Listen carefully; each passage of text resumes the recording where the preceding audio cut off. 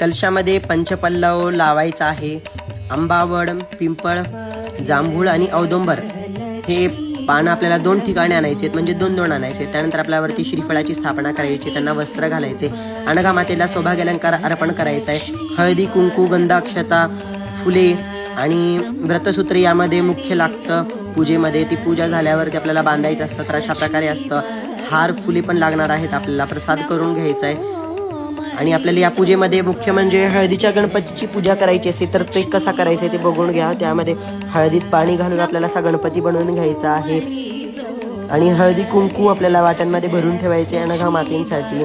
असा फोटो पण ठेवू शकता तुम्ही. त्यानंतर पळी, पेला, तामन, धूप, दीप, तेलाचा दिवा, पोथी यामध्ये मुख्य लागते. तुम्हाला माहिती मी व्हिडिओमध्ये सांगितलं. समया लावायच्या आहेत. आणि पूजा झाल्यानंतर बघा ही कशी पूजा सागर संगीन दिसते. कमेंट करून नक्की सांगा व्हिडिओ कसा वाटला. आणि इतरांना पण हा व्हिडिओ शेअर करा. श्री स्वामी समर्थ. श्री अनघा दत्तात्रेय नमः. लाईक पण करा. श्री स्वामी समर्थ.